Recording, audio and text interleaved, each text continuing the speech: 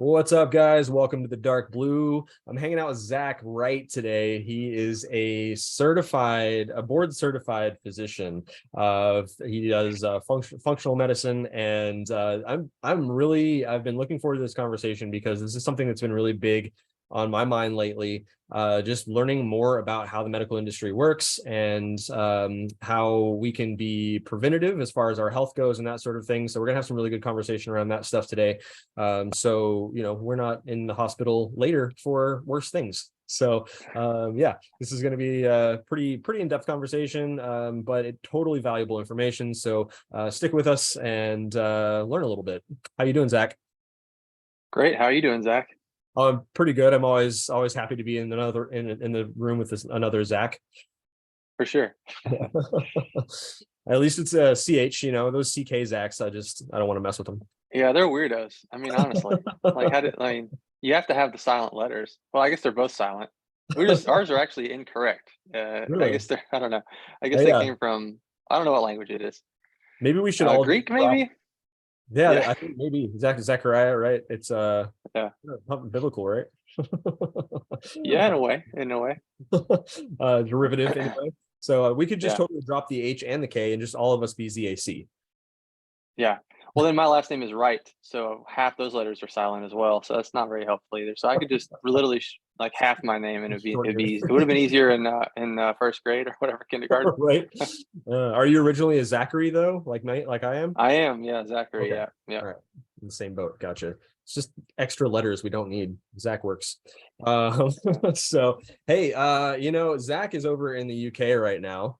Just in checking it out, seeing how he likes it over there, and I'm really super jealous. But I'm gonna live vicariously through him today. We're gonna do a UK day with our beverages. So I happen to have some UK beer in my fridge, and Zach grabbed himself something over there too. What do you have? I did.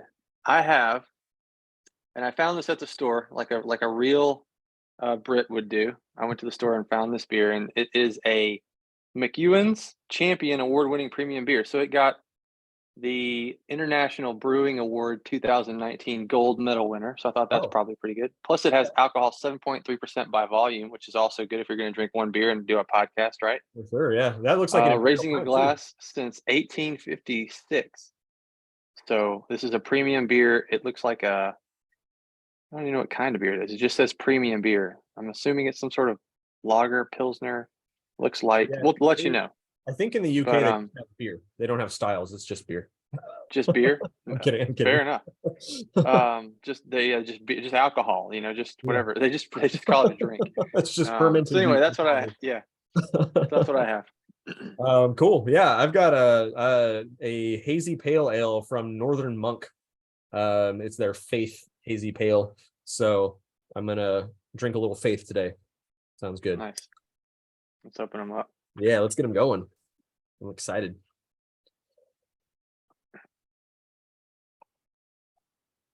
When I first got here, we went to get fish and chips, as you do. Of course. And the lady was explaining how to pour my beer. She wanted to make sure that I poured it with a glass at a 45-degree angle so that I didn't mess it up. So teaching you the proper way. As though there's this understanding that Americans can't pour beer correctly, I guess. I don't know. But we tend to get too excited and we get way too much. Yeah. It's like you get this massive, let's see, this is a rare occasion where I get that perfect inch and a half, just really nice. Yeah, mine doesn't have it doesn't have enough. You can always just pour some more drops from an altitude. I don't know.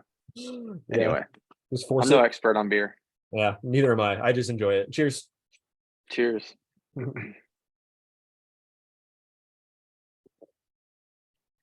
Oh, I'm pleasantly surprised by that. Yeah. This is it's a lot more refreshing than I thought it was going to be. I don't usually like IPAs these days, and it's a pale ale, but so it's a little less hoppy than a regular IPA would be. So it's nice. It just tastes kind of citrusy and summery, and I'm okay with it. Nice. How's yours? Mine is quite bitter. It does not taste of hops at all. It is got a little bite to it. Bite. All right. A little, I mean, It looks a dark. little bit. It's yeah, it's Like like an a ale. red, Yeah, like an ale, yeah. pretty good. Well, I don't know. I'm not good at this descriptive thing either. that's I like okay. it. I mean, Does it it's taste like a good. does it taste like a fireplace on a fall day? Yeah, it does. Yeah, it's not a spring summer beer, but yeah, it's good. I mean, it's very smooth. It's Nice. very full bodied and it's very complex, like the label says. So Cool. Yeah, yeah, I'm down with it. I wish I could try it, but you're thousands of miles away. So I do too. Yeah. Yeah.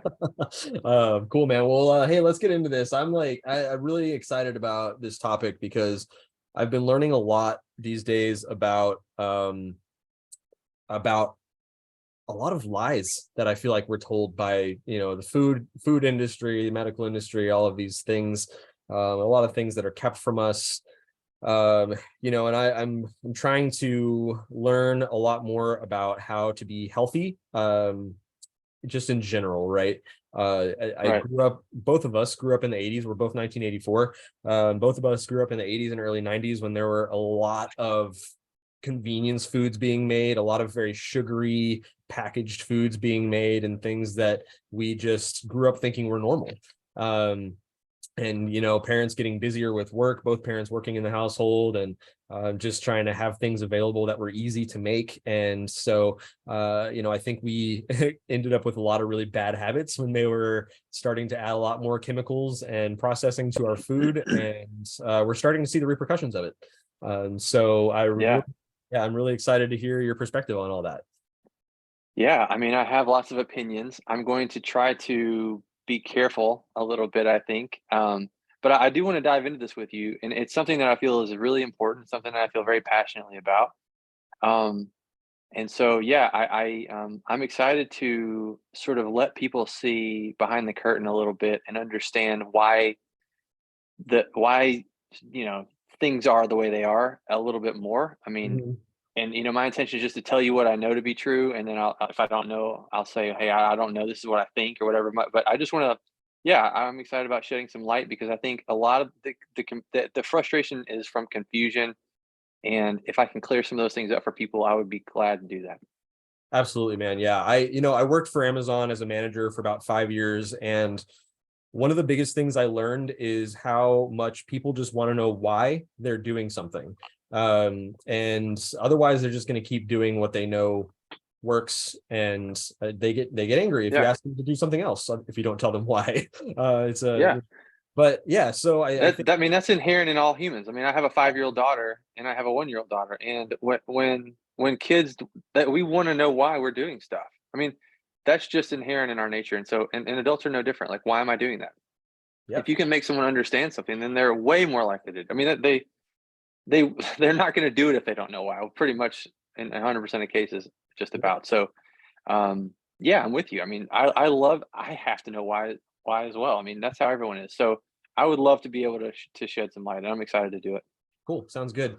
Yeah, and you guys keep in mind, please, this isn't actual medical advice. We're really just trying to give you Yeah, a framework for your own knowledge. And so, I emphasize the word framework there because that's what Zach is all about, is building framework. And yeah, so we're really just here to kind of give you a starting point so you can do your own research, talk to your own doctors, find your own way as far as maybe homeopathic or naturopathic doctors, however it works out best for you. But just want to plant the seed for you to start learning. All right. yeah, So yeah. So if you could tell us a little bit more, Zach, just to get started, just what's your background, and what led you to what you're doing now? yeah. So it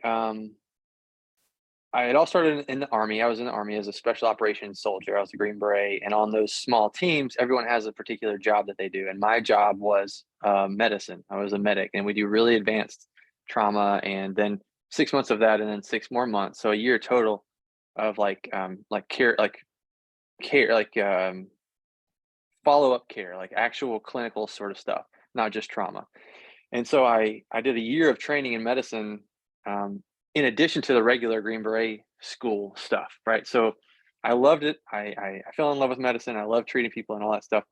And then I got out of the military in 2012 after just one. I just did one sort of iteration in the military, and so I got in 2012, and the natural thing for me to do was go back, finish college because I never finished college before, and then finish that and go to medical school. So I got into medical school.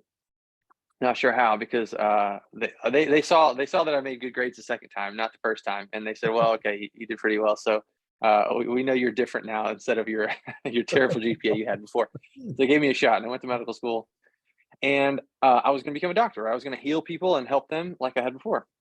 Well, I found out the real story in medical school, and my eyes were sort of open to some things.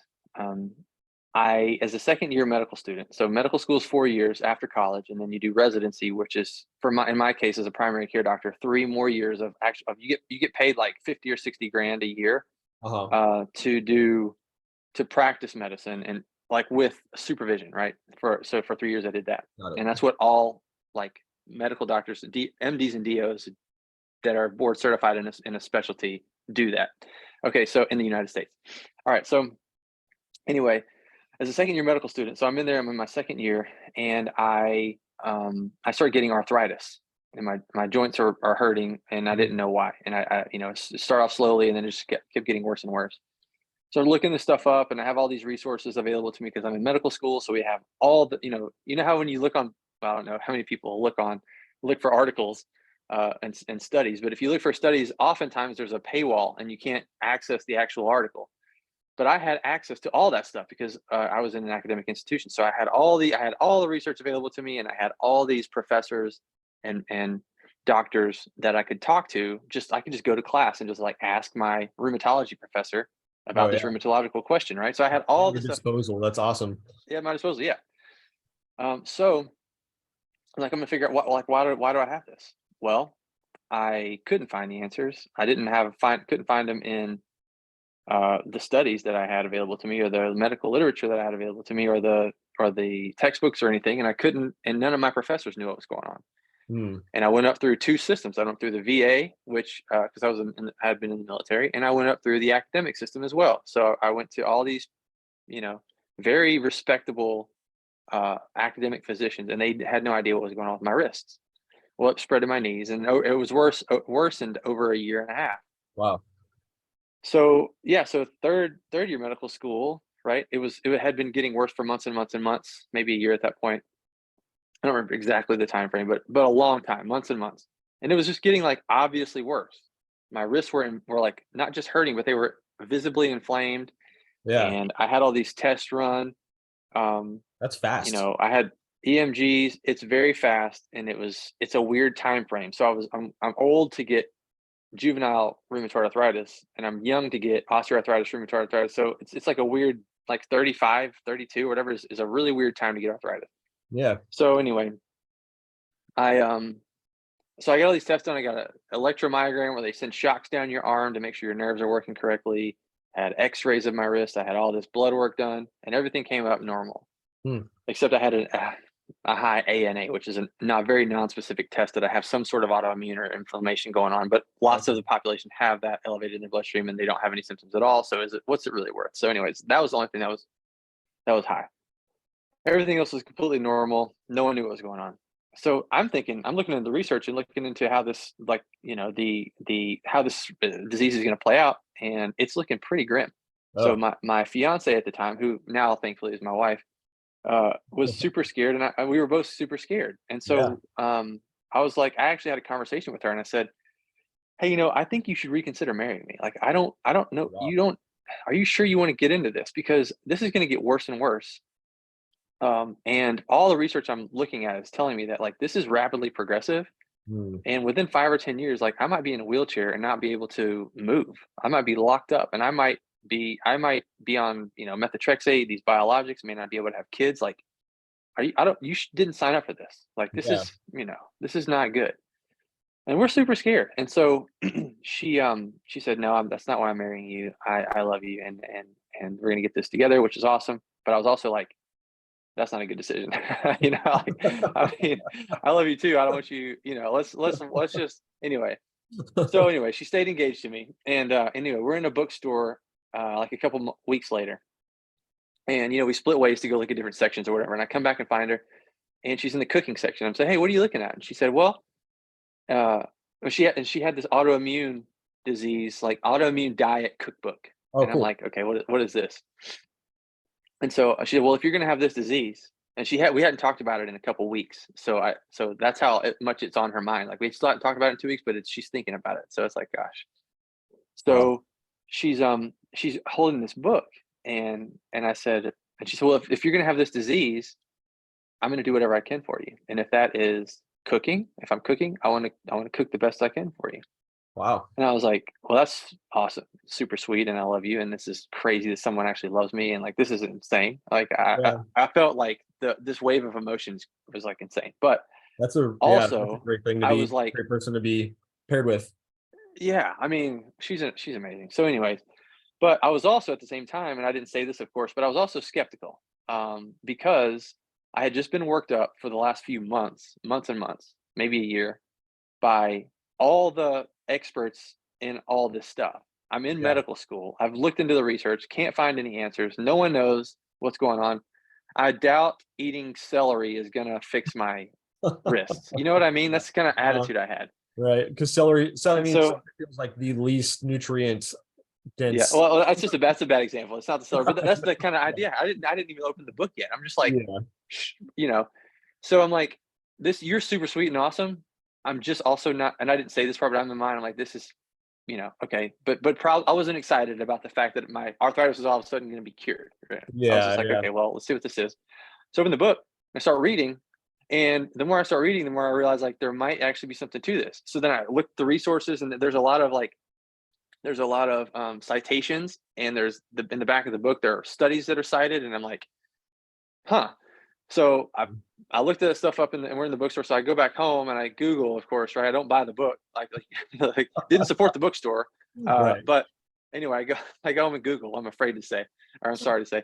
Anyway, so I go home and Google all this stuff, and I'm like, holy cow, there's something to this. Yeah. So I found this guy named Alessio Fasano, who is a pediatric gastroenterologist, and he studies intestinal permeability, and Mm. he's discovered this molecule called zonulin that increases the stuff that can get through your intestines, and there's this idea that maybe that leads to autoimmune disease, and maybe leads to inflammation. And I'm like, why did I not learn about any of this stuff in medical school? So then I go Yeah, back to medical school, I ask my gastroenterology professors, and they have no idea about any of it. I start looking at the microbiome. I was going, so I went to a functional medicine. So anyways, I'm jumping ahead in the story, but started looking up all this stuff, and I realized there's something to it, and I didn't learn about it, and I'm sort of frustrated with that. But then so I started taking this to heart. I started doing this stuff, and I'm learning and I'm reading all this stuff at the same time, right? So a few weeks go by, and I basically start changing my diet, realize what I'm doing, realize that there actually is something to this, start taking some supplements, and my arthritis that I had for a year, almost a year and a half, went away within weeks. Wow. Completely resolved within weeks. That's amazing. So then I'm pissed. Well, I'm like, I'm like super Yeah. excited and relieved, but Uh-huh. pissed, because I am in medical school as a third year medical student, and Yes. nobody has asked me about my diet once out of all the doctors I talked to. Yep. And if I talk to them and I talk to them about the word leaky gut, and this is 6 or 7 years ago, so this is a buzzword now, but like it was just now. I mean, if I talk to them about that microbiome, and they're just like, Yeah. oh, roll their eyes, Right. quackery. And I'm like, dude, I freaking had like what I cured myself and nobody knew what was going on. What is Yeah. happening? And so, so there was this real frustration with some of the. Now, we'll get into the doctors and why the system is the way it is in a minute. But I'm not talking about doctors, but some doctors are very academic, evidence-based medicine. If there's not a large double-blind randomized placebo-controlled trial to prove that something works, which by the way are usually funded by pharmaceutical companies, we'll get into that too. Then they're not going to do it, because Uh, doctors are very risk averse, which is appropriate. Doctors don't want to do anything or do harm to people, and so they only want to recommend things that they know that there's a lot of good data and studies to show, which is right. appropriate in certain. But you're leaving all the other stuff, and people are suffering Yeah. because we're not willing to step outside of a box, right? Yeah. Because there's not enough data, but there's there is data. It's The just crazy, sorry. anyway. So this whole so that's how I got into it, right? And so then after I cured myself, I got pissed. Then I'm like, okay, well, what? Let me go find these functional integrative medicine doctors. Luckily, there was a guy in Birmingham who's retired now, Birmingham, Alabama, named Jim McMinn. So I'll give a shout out to him because he let me come to his clinic and taught me what's up and opened my eyes. And he had people come into his clinic and he would say, hey, would you mind telling Zach your story? Because I would just shadow him. I was just listening. And he was Yeah. like, and people one after the other were like, I went to this doctor and that doctor, this doctor, that doctor. And when I found Dr. McMahon, it saved my life. Wow.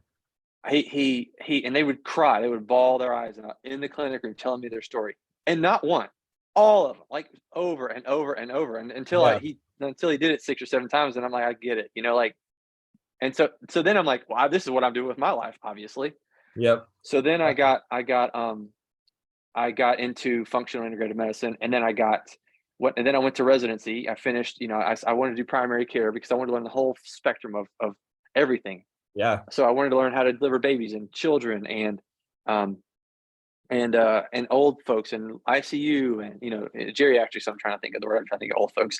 And I feel like an old folks now because I couldn't think of a word. So, anyways, end of life care and dealing with death and dealing with all that stuff. I wanted to learn the depth and the depth of medicine and all that stuff. And so I did family medicine because you can do that in that specialty. And so in residency, while I'm learning all that stuff, I also got certified in functional medicine through the Institute for Functional Medicine, which is the by far most legitimate functional medicine school. It's the one that everyone thinks. It's the reason that it's called functional medicine. Dr. Jeffrey Bland started it, and he wrote the book Disease Delusion, which sort of changed the way that people think a long time ago. And so anyway, so what's that? You said disease illusion?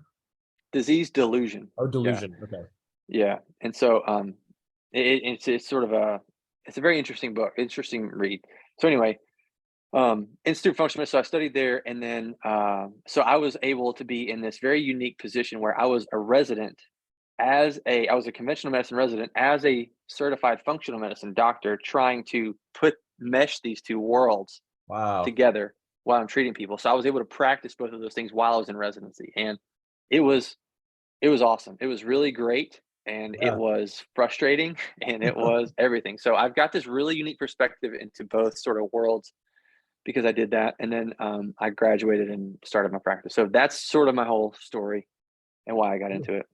That's amazing. And I was you mentioned stepping out of a box, and what's crazy to me is that, like, going back to the basics of what are you eating is not, to me, stepping out of a box. It's like that's the most basic, like that is Occam's razor, whatever, like it's right in front of you, that's probably the answer. And like the biggest change over the last 50 years in our, as far as our like physical health and things like that, has been all of the chemicals and things that have been added to our food. And it's like that to me is the most obvious thing.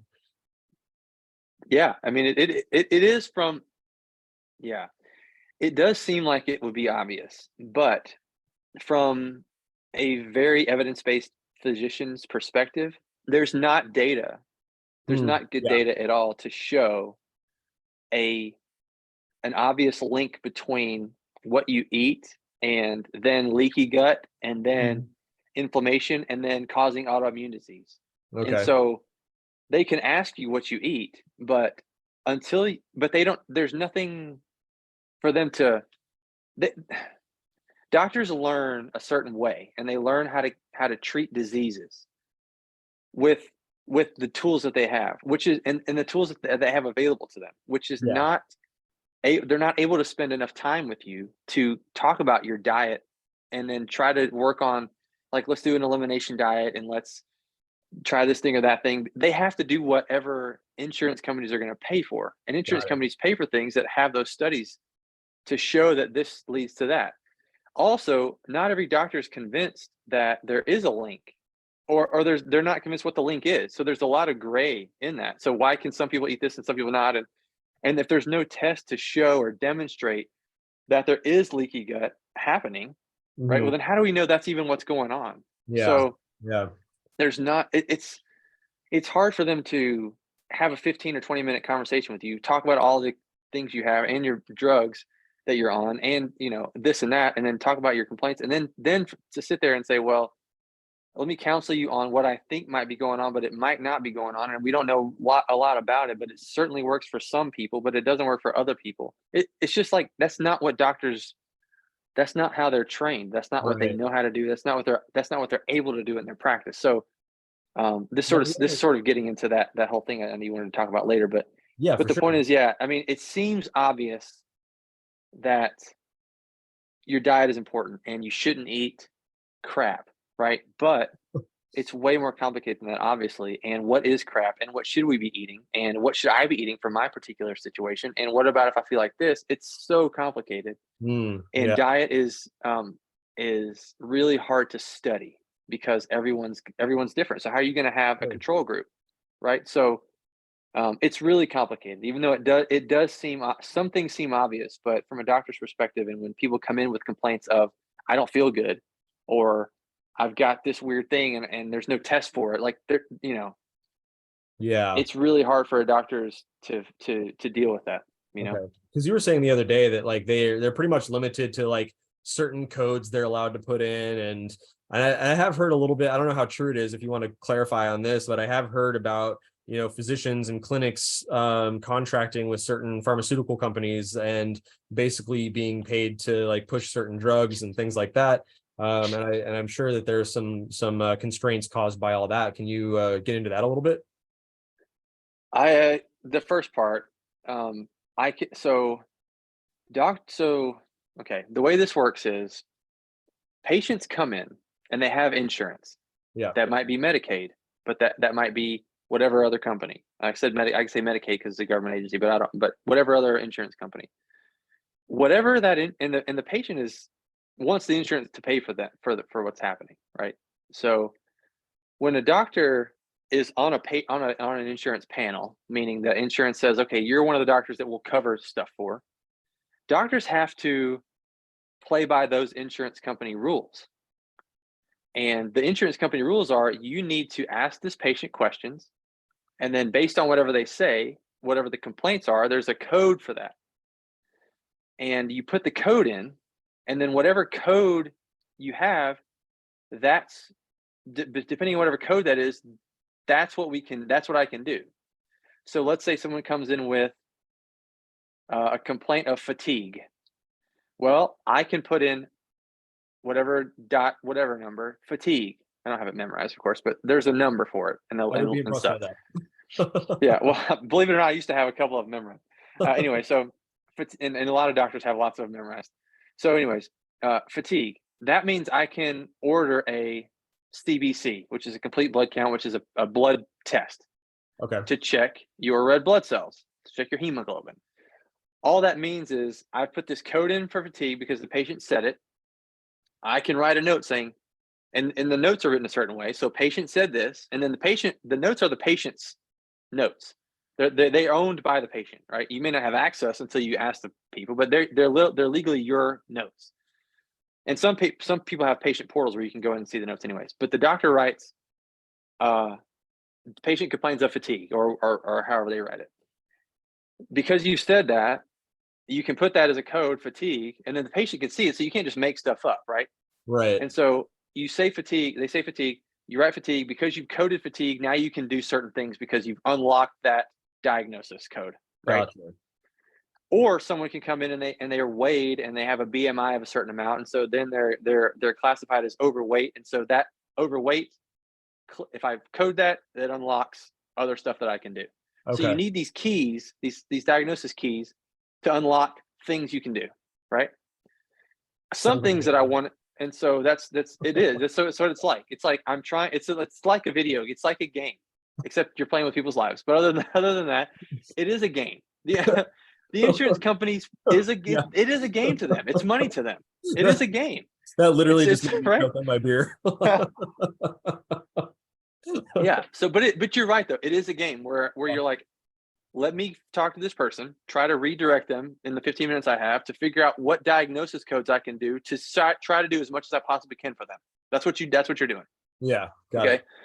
So, and also talking about all the complaints and looking at their medical history and readjusting all their medications and dosages and making sure you followed up on labs you did before and then whatever labs they need now, and making sure you're doing all the stuff within evidence-based medicine and all the stuff that Yeah. to be appropriate. All this within 15 minutes, right? Yeah. That's And so really you're quick. doing all this stuff. So you're trying to unlock with diagnosis codes stuff you can do for them because you can't order stuff. And then patients will come in and they'll say, well, I want to check all my nutrients, or I want to this or that. It's like, well, I can't do that. Or it's not appropriate. Sometimes it's just not appropriate. Like it doesn't make sense with there are algorithms that are like, they're evidence-based algorithms where it's like, well, if you have this, then you have that. If you have this, you may have this or whatever. And Yeah. patients Yeah. are like, well, I want this. And it's like, you don't have this up here. So it's impossible to have that. Yeah. Well, why? Got it. Well, because I'm a doctor and I learned all this stuff and it's really long to explain. You just have to, this is what I do all day, like, Yeah. trust me. This Okay. is why you're paying me, And or why the yeah, insurance company's paying me. well, yeah, Yeah. right.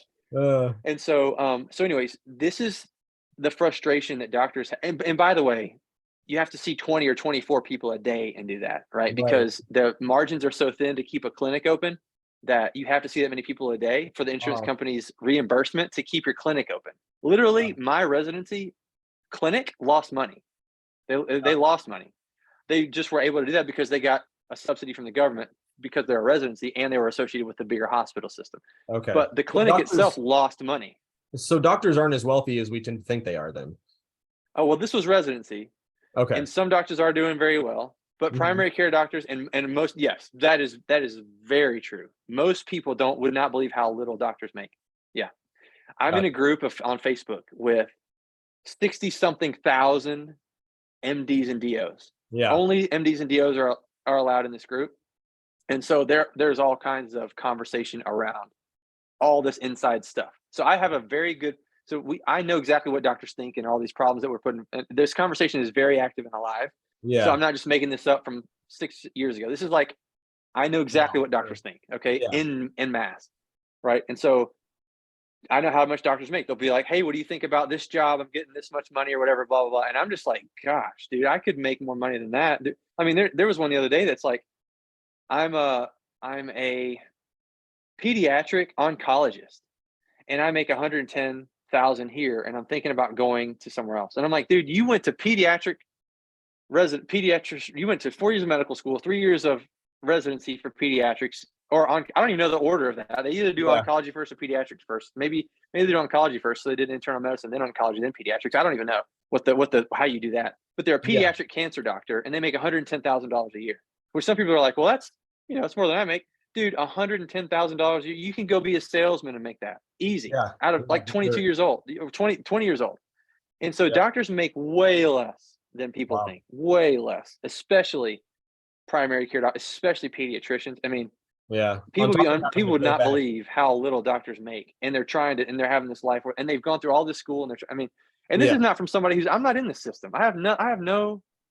This is just objective data. Like, yes, it is very fair to say doctors make way less than people think, and they work way harder than people think, and their hands are way more tied than people think. Now I have some complaints to make about stuff, but it is not against. Can you tell us what some of the complaints are? It is not against doctors. Yeah. Well, the biggest one is the insurance companies. Okay. So I guess it's not against the insurance companies are just companies. They're companies that make money. Yeah. Yeah. The problem is, and this you can go really deep on this. I'm not going to go political. Some people think we should have a socialized healthcare. Some people think, hey, have you ever been to the UK, for instance? I'm in the UK now. Like, it's really hard to get care. You have a wait list. Have you seen how hard it is for doctors to code Medicare and Medicaid stuff? And the conversation is not dissimilar among physicians. Some physicians think we should have socialized healthcare. Some physicians think that's a ridiculous idea. So I don't want to get into that much. I just want to say that in fairness, some people think one way and some people think the other way. But the way that we have it, where it's right in the middle, is the worst of both worlds, because we're not able to have the benefits of socialized medicine, but we're also not able to have the benefits of of capitalism, and which some people say, well, it is such a capitalist system. But yes, there's capitalist stuff. Yes, but the government has such a big role, and when we allow, like, it's not a free market, because we've got our hands in so much regulation and all this stuff and so much corruption that the free market's not allowed to thrive and drive prices down, which is what the free market does. Okay. So I don't want to have a capitalism socialism debate, but my point is we're right in the middle of those two things, and which is worse than we need. It's worse than both. We need either a free market or socialized medicine, and either one of those would be better than the worst of both worlds, which is what we have right now. Gotcha. So another big problem is that that insurance companies should not have their paws in primary care. So you shouldn't go to the primary care doctor using your insurance. That's not what insurance is for. Okay. I think we can have a social safety net of Medicaid or whatever. I'm not arguing against that either. Yeah. But going to the primary care doctor, with using and letting your insurance company dictate what gets done, is the same thing as saying, I need new tires on my car, and calling your auto insurance company, or I need gas for my car, and calling your auto insurance company and saying, hey, and they say, well, you can only get this type of gas if you meet these criteria, and you can only get these kind of tires, and actually you only get 3 tires, and you just have to sort of try to make it work, and you have to jump through all these hoops to try to get those tires anyway. Okay. And so it's like, well, I'll just buy them myself, because that doesn't make any sense, because that's not what insurance is for. Insurance is for catastrophic events. Yeah. So the fact that insurance companies play such a big role in primary care is one of the biggest problems, right? So what can people do individually about all these things? I mean, yeah, but those are the biggest problems, right? Yeah. So it's almost better for people than to go and pay the $50 consultation fee without insurance, so they can get the full gamut of opportunity for, like, changing whatever they need to change, is what you're saying. It would be better. There's this movement, I don't know if it's a movement anymore, but there are direct primary care doctors who do primary care for cash. And I know them personally, and you would be so surprised how cheap stuff is if you don't use insurance. Yeah. Like, you can pay them monthly, or you can pay, like, let's say you pay $200 to see them let's say you paid, because first of all, people would be surprised how much a 15-minute doctor visit gets billed to insurance. It's like $200, $300 for a 15-minute doctor visit. The insurance company pays that, and they're paying that because you're paying enough premium for them to be able to afford that, right? Right. And so anyways, say you pay this direct primary care doctor, I don't know, $250 to go see him for 30 minutes or an hour or whatever, because direct primary care doctors are able to see people for a lot longer. Let's say you pay him that. The screenings and the drugs are like pennies. And they have them. They can it depends on what state in the U.S., but you can dispense the drugs from your clinic, and they're like so cheap. Yeah. You can, everything is so. And an EKG, they have an EKG machine. EKGs are free, right? Because primary care doctors can read EKGs.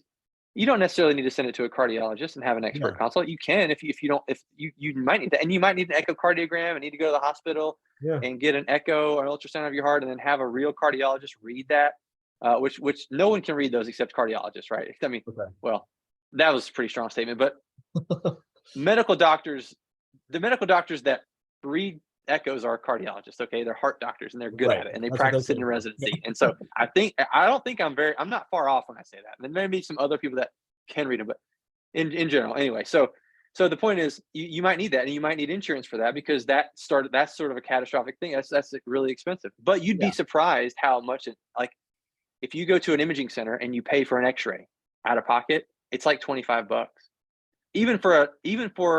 And primary care doctors can read X-rays a lot of times, but even if you get a radiologist to read it, and you have to pay the radiologist, it's super cheap, because radiologists are just flicking through stuff so fast. They do this all day long. Boom, boom, boom, boom, boom, boom. They're so good. They're so good. They look at so many images, and so for them to see a chest X-ray, right? It's the imaging. Taking an X-ray costs the imaging center $0. It's like it's a digital photograph, right? It costs them nothing. Then they automatically send it to a radiologist. The radiologist reads it in 2 seconds. Boom, blah, blah, blah, blah, blah. Went through my thing. It's normal. Type my thing up, or hit my little dot phrase, and it just auto populates. Send, done. Takes 2 seconds, right? $25. Okay. If you like, Nothing. Like you can get MRIs for a Good to couple know. $100. You can get DEXA scans for a couple $100. All this stuff that insurance companies charge thousands and thousands of dollars for is so cheap out of pocket. So Yeah. cheap. So anyway, this is all possible, and people do this, and it's called direct primary care. You can find one in your area, right? So, and they're great, and I love that idea. And Yeah. so that's a thing you can do, and then carry insurance for catastrophic events. That's how it should work. And then if you can't afford direct primary care, you make a certain income level, we can still have Medicaid. You can still have a social safety net of some type. Yeah. And again, I don't want to get into the nuances of all that because I'm not an Not expert a on that. But politician. my point is you can still have that sort of thing. Yeah. And have the system work way better, right? Than trying to let insurance companies dictate primary care. It doesn't make any sense. And this is sort of a huge problem in the system. Yes. Yeah. Oh man, Yeah. that's amazing. Yeah, I'm really glad you said that, because it's like, yeah, it's I don't know, it's kind of like, I don't know, what are you getting, like, I don't know, I can't even think of an example, but it's like I feel like, we have a lot of that just even in, and not, again, not to get political, but just overall with government getting involved in things that the government doesn't know anything about, and Yeah. it's like, Yeah. No comment. Yeah. what's that? Yeah. No comment. I mean, Yeah, yeah, no, no, no. I mean, Yeah, different. I mean, yeah, obviously it's so different things, it's but so complex. Yeah. yeah, for sure. And it's like, yeah, it's like leave it to the professionals, pay it out, Yeah. pay out what you need to pay out, and let them do their job. So, yeah. Cool, man. So do you have any other like large complaints about the medical industry? I know you talked a little bit about pharmaceutical stuff. That. Yeah. I mean, I could complain, but I think the crux of your question is, I think, like, yeah, I mean, pharmaceutical drugs are way too expensive, but it um it also funds the research that's required to develop the drugs. I mean, the United States develops the drugs that everyone uses in the world, right? Pretty much. And Mhm. so, yeah, there's some screwed up stuff in our system, but there's some really good stuff that comes from it, and drugs are one of those good things. So I think what I'd like to say, what this sort of segues to is, what do people need to do? What can we do? Or what sort of attitude should we have about all this stuff? So I think the thing that I that I see people do is they don't know what to do. Like, if the doctors are like this, then what do I do? So I say, so what I want people to understand is, I guess, the role of a physician and in their care. Um, Physicians, and by physician I mean, it's sort of, everyone calls themselves doctor these days, doctor this, doctor that, doctor whatever, right? But what I'm talking about is a board certified primary care physician. So in the US, it's an MD or a DO, and those degrees are basically equivalent. Okay, they go Okay. through the same residencies. They could both go to medical school. Just for people that are like, what's an MD or what's a DO? DOs are just a different type of medical school, but it's the same thing. They take the same board exams often. They take the same medical school exam sometimes. They take the same they go to the same residencies. They take the same board exams, and they're equivalent. Okay, so MDs and Yeah. DOs are the same. Um, and so um, so I'm just going to say MD from now on, because that's what I am, and it's easy and everyone gets it. But it includes DOs, okay, just for the record. So, what is the role of an MD DO? They are they work within the insurance system. They are amazing at diagnosis of disease. So that's what they do, and that's why they are good at that, and because that's what insurance companies pay for, which is um, a catastrophic event, really, in your health. They Okay. pay for you to, if you have a disease, you have a complaint, insurance companies are going to pay for doctors to look for diseases with Mhm. lab work or their exams or whatever. And if you have that disease, they're going to pay for you to treat that disease. Just Gotcha. like if you've been in a car accident, your vehicle insurance will pay for that that to be repaired. That's what they do. That's what doctors do. They they are not good at nutrition counseling or making you feel better or helping you live longer, other than reducing the amount of damage that your chronic diseases that they've discovered are causing. Okay. They're not good at anything besides finding diseases and treating them with drugs, because that's the catastrophic event that's happened in your health. Yeah. There is no one better by any stretch of the imagination, not even close. These doctors are amazing humans. They are very, very intelligent. They are very caring. They love their patients. They're so stressed out. They're basically martyrs to work for $100-something a year and work 60 hours a week, go through all that stuff and Yeah. all this stuff and try to see 20 to 24 people a day because they love people and they're doing the best they can. So to hear people talk, especially with the way that I sometimes come across on social media, when I talk bad about the system and what you need to do and take control of your health and stuff, people say, yeah, doctors don't know this. And it's like, gosh, that if you only knew the amazing human beings behind that are primary care doctors and the constraints they had and the frustrations that they also have with the way that they're Yeah. treating you, you would have a completely different mindset. Yeah. And so I want to make the point that primary care doctors and lots of other types too. I'm just a primary care doctor. I know the most of those. Yeah. Are amazing humans, and gosh, and so their role in the system that they work within is to find diseases that you have and treat them with drugs. Okay, but I hear people say, "Well, I don't want to go to I'm not going to the doctor. Doctors, all they're going to do is try to give me drugs." It's like, but how do you know you don't have it? That's like saying, if I'm on fire, don't spray me with a fire extinguisher because it's got chemicals in it. Yeah. Right. That's the same. Same logic. That's stupid, right? To be honest with you, to be frank, Nice. To be like blunt, yes. let's spray you with some chemicals. Let's get the fire out, and then let's talk about why you got on fire, right? Yeah. But don't run around the yard on fire because you don't want to get sprayed with chemicals, right? Go to the doctor, let them tell you if you're on fire or not, Yep. and then if they need to spray you with chemicals, get sprayed with the chemicals, and then we'll take a shower later. It's not that big of a deal, right?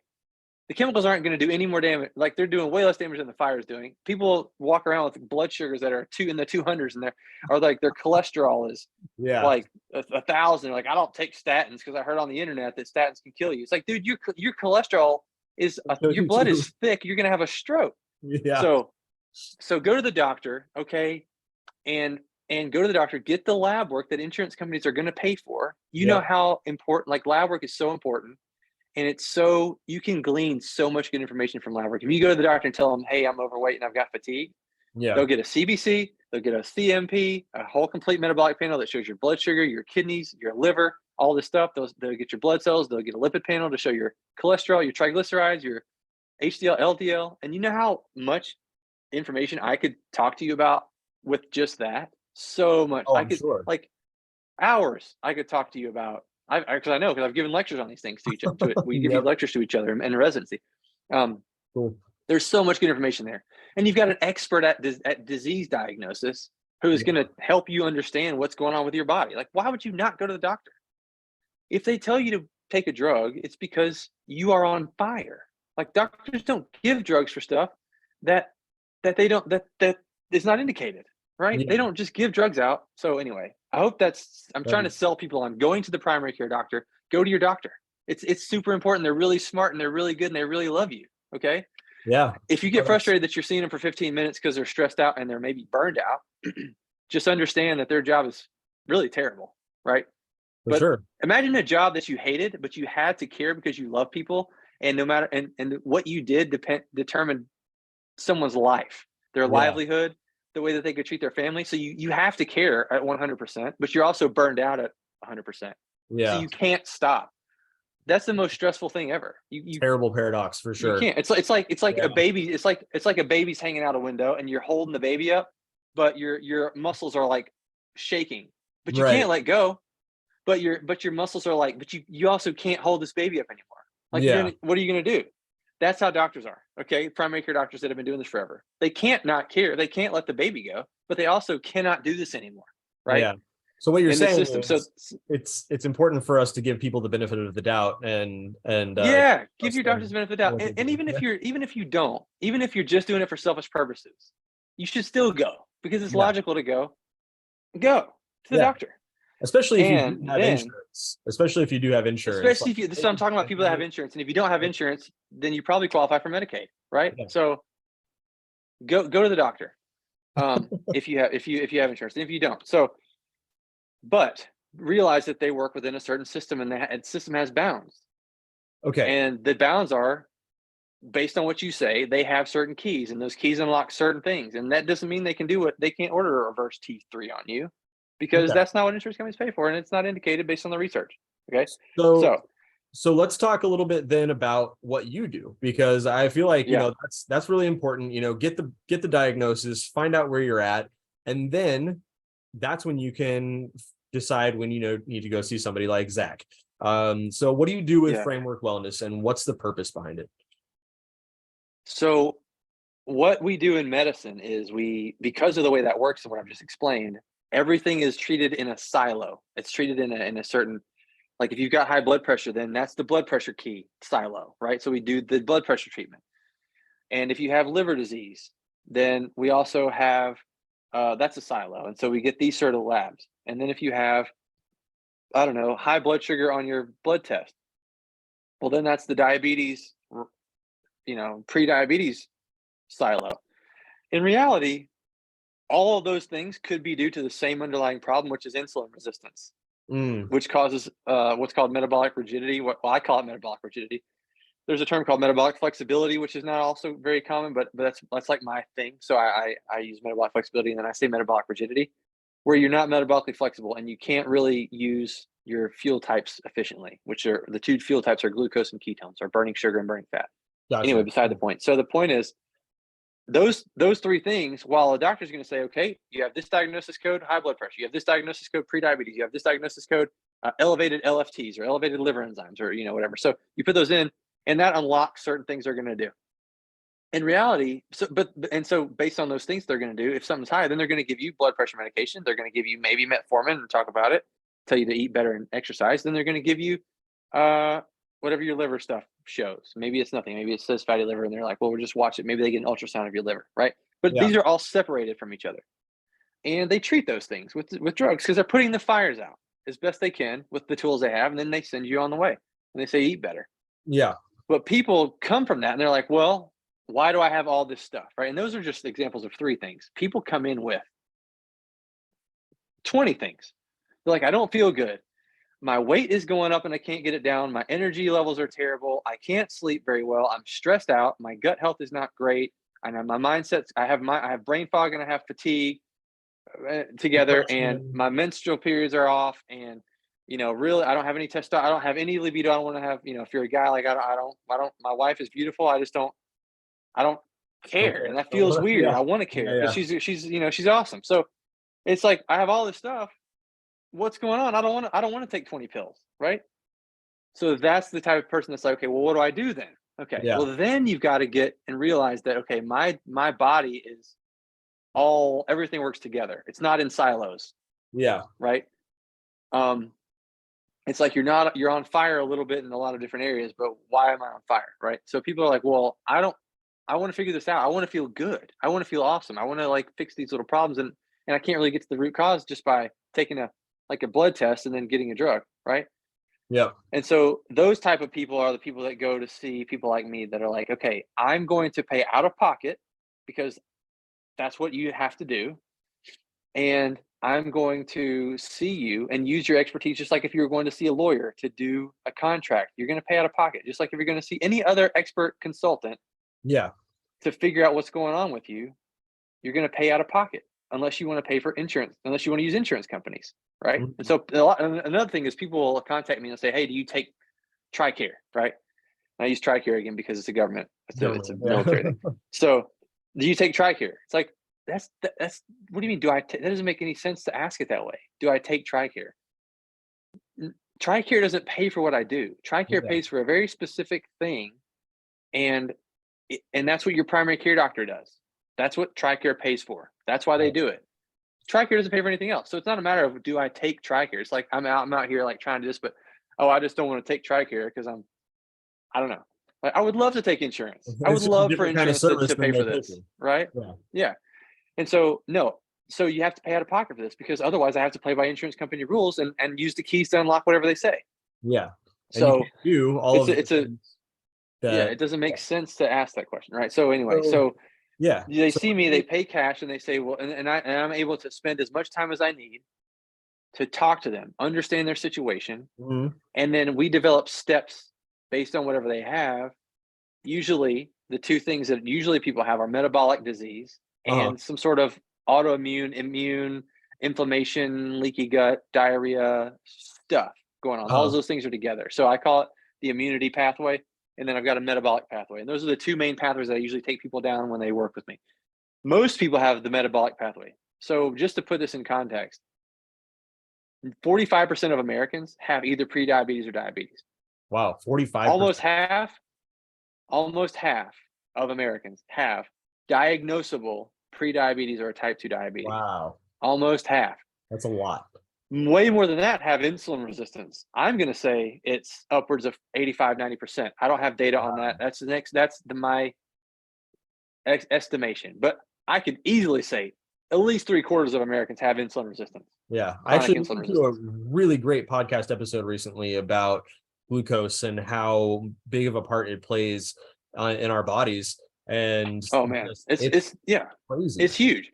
I heard someone say, and I haven't looked this up, but she was a legit doctor and she was on Lewis Howe's podcast, and she said 9 out of 10 of the diseases that kill people in the U.S. are worsened by or caused by glucose metabolism issues, right? And I think that's true. That's probably true because the one that's not is probably like accidental trauma, right? Mm-hmm. So yeah, it's a huge issue. So the metabolic thing is huge, and almost everyone needs this. And so but if you cure metabolic disease, you feel better all the time right now. And if you become metabolically flexible and work with me, and I teach you how to, because I work with everybody who's like from high-powered C-suite people to moms who are trying to take care of 3 kids. I don't know who's busier. It's probably a toss-up, but like these people are busy, right? But I work from everywhere from like people that want to maximize their performance, and people who just want to feel better and have energy, right? Yeah. And the way to do that is become metabolically flexible, where you can not only use sugar for fuel, but you can also use ketones for fuel and feel good doing it, right? Which is a normal thing. We can get into that later if we have time. But we work on metabolic flexibility, and when you do that, when you get to the point where your glucose metabolism is optimized, you feel better all the time. You think clearly.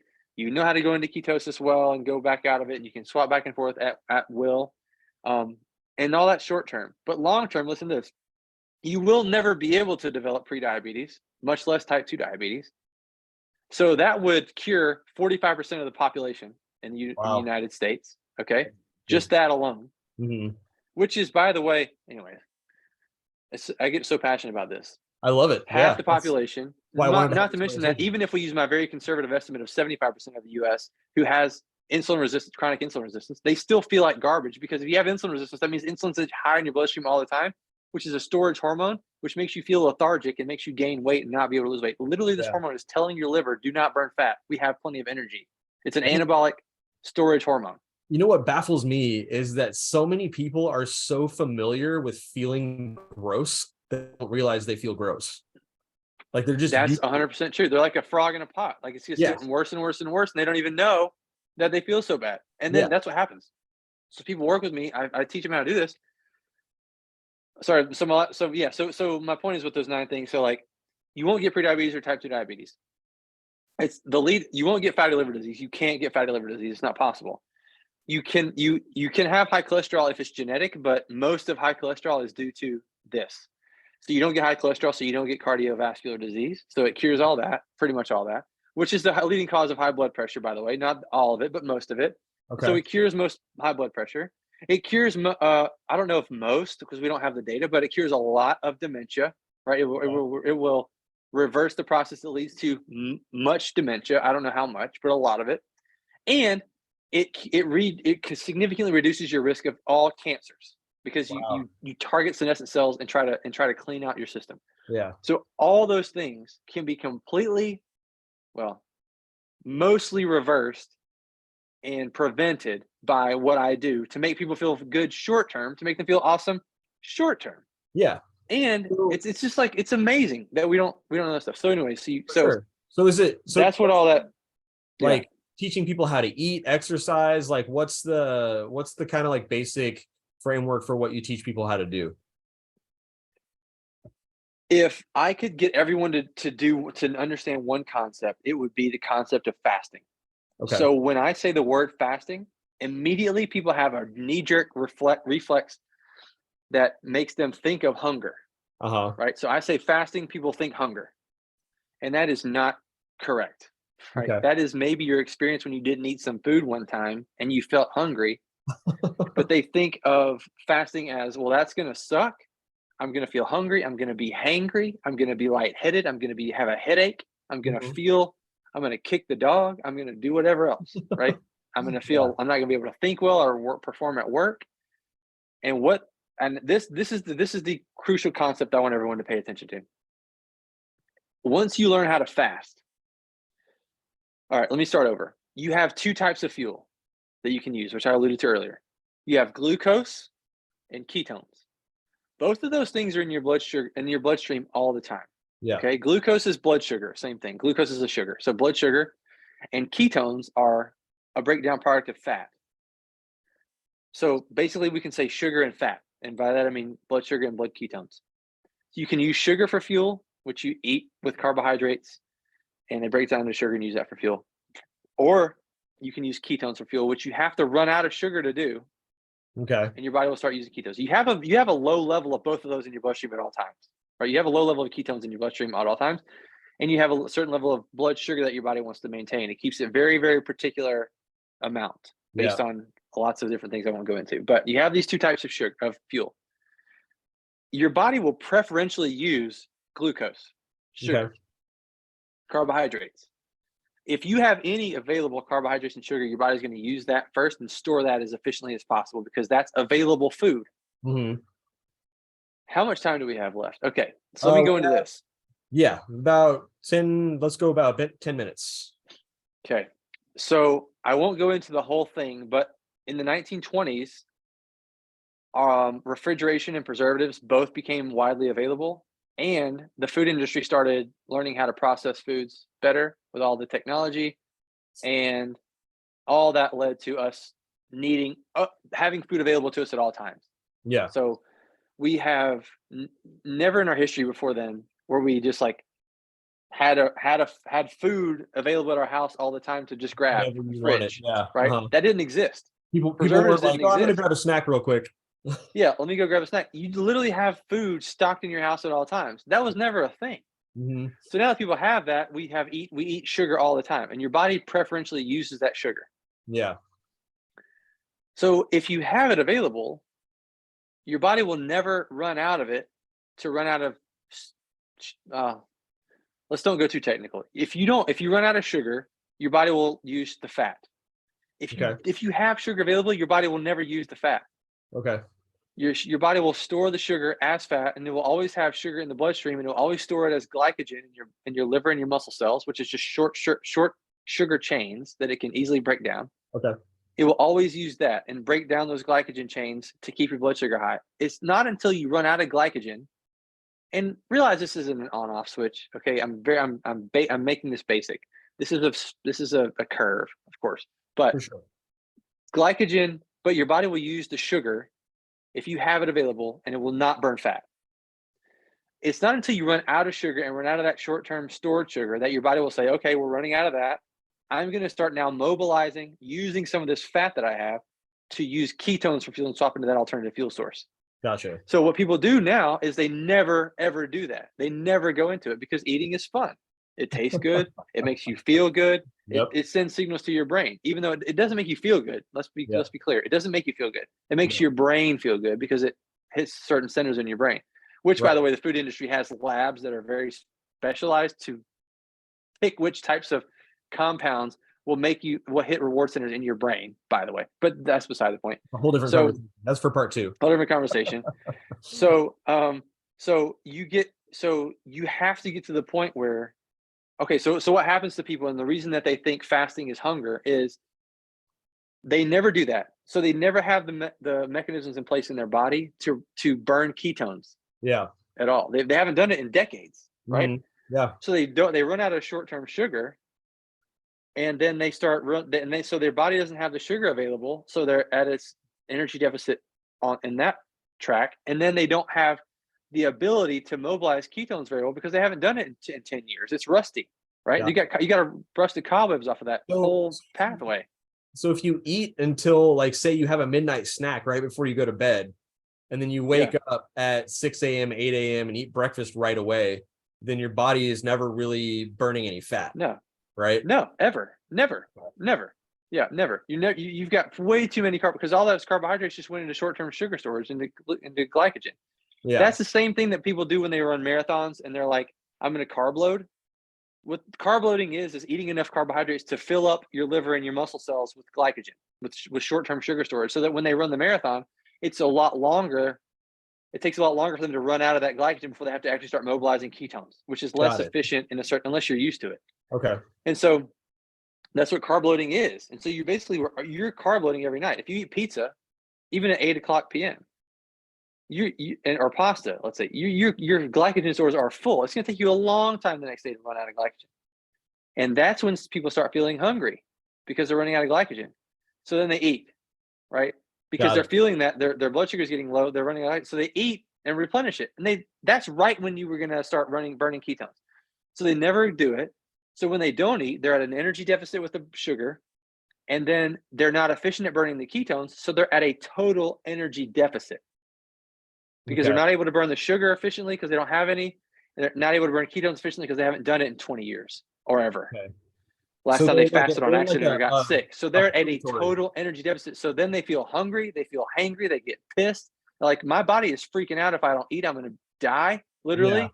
Cortisol level shoots through the roof to increase your blood sugar, which makes you more insulin resistant. I mean, it's not good, right? So that's what, and then people are like, well, this fasting thing is for the birds, right? This is terrible. Yeah. The point is, you have to, and so what I do in my program, and what I want people to realize is, and you don't have to join my program to do this. My point is, you need to slowly just pay attention to your eating windows and move them longer and longer until you actually are burning, until you can actually go a whole day without eating food and feeling awesome. Because here's the thing. Once your body is used to that, you swap back and forth really well. Yeah. And that's metabolically flexible. That's what's called metabolic flexibility. The ability to swap back and forth between those two sources of fuel efficiently. And that's what you're supposed to do. It's like a hot potato. If you're always burning sugar all the time, your hand's going to burn. If you're always burning ketones all the time, your hand's going to burn because you're going to start burning protein for fuel and breaking down your muscle cells. You got to go back and forth. You find sugar, you use it. Then you run out of sugar, your body goes into cleaning mode. It goes into ketosis mode, right? You go back, you eat some food, it goes back to the other one. You have to keep going back and forth. It's supposed to be a cycle. You're supposed to be building, tearing down, building, tearing down. We just can't build all the time. What happens if we build all the time? Wouldn't everyone have disease? They would. 75+% of the population would, right? And we know that, like, over the last 100 years, like you're saying, and exactly, clearly our bodies. And it took a couple of decades to catch up with people, by the way. But that's yes. And our bodies haven't evolved. So that's what I want people to understand. You have got to get to where you can fast, feeling good, because what happens in my program when I work with people is I get them to this point where they can burn ketones efficiently, and then they feel awesome not eating food. And they're like, holy crap, where's this been my whole life? And then the conversation completely flips on its head, and I have to start talking them into eating. I have to say, look, you have to eat a certain amount of protein a day because you're going to break down your muscles. You have to eat you have to eat your vitamins, minerals, phytonutrients. You have to get this stuff in. You're going to, like, it's not healthy not to eat all the time. They're like, but this feels great. I get energy, I'm losing weight, blah, blah, blah. I'm sleeping better, blah, blah, blah, blah. I'm like, dude, but it's a cycle. You're holding the potato in the other hand. Yeah. You gotta throw them back and forth. You gotta eat, you gotta fast. You gotta eat, you gotta fast. Be metabolically flexible. If you do that, you'll feel way better all the time, and you'll reduce your risk for all the chronic diseases for the rest of your life. Yeah. And by the way, all this stuff will, just to tie the back in, is all completely beneficial for brain health, for mindset, for mental health. Yeah. Because sleeping better and all this stuff and the cleaning out, you have this system in your brain that cleans out toxins. Mm-hmm. It's called the glymphatic system.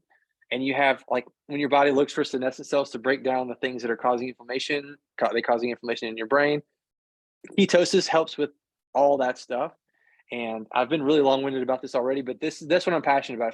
If I could give one lesson, I want people to understand that one concept, because that's the core of most stuff that's going on with most people in this country and other similar countries. It's insane. Gotcha, man. Yeah, Yeah. that's some really amazing information. And I would really like to do a part 2 with you so we can get a little bit more in depth into that stuff and like how to actually make the changes, right? I mean, we're like I told you when we talked initially, like we're really big on balance, right? That's the mind, body, spirit connection. It's all one thing. You know, if you're not eating well, you're not sleeping well. If you're not sleeping well, then you're depressed and you're angry and you're all of these different things. So, you know, it all kind of leads into each other. And, you know, if we can find balance within all of our systems as far as that goes, then we will find a lot more health. And so 100%. Yeah. And that's why when I work with a client, we'll do all that stuff together. But yeah, don't be mad at your primary care doctor. They don't have that ability. But that's what I do that's different, is like we're able to see you holistically and all that. So yeah. but yeah, if you don't have all that stuff, you don't need to work with me. I'm just saying the point is, think about yourself as a bunch of systems together, and then realize that, yeah, like do the low hanging fruit, sleep well, have a habit of sleeping well, and Mhm. then if you become metabolically flexible, reevaluate after that, because I bet you feel awesome. Yeah. For sure.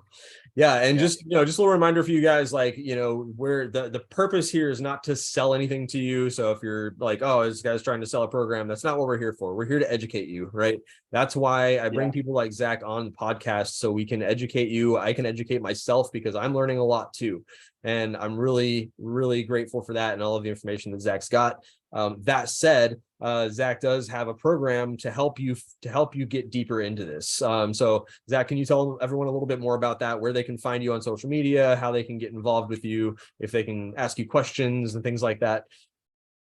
Yeah, for sure, for sure. And I realized I didn't mean to like plug this program. The point is, like, Yeah, no, no, I no. I have people like, the people that I would really want to work with are people that have a lot of things going on and they can't find answers for them, or they want to be walked through fixing their metabolic health and becoming more metabolically flexible.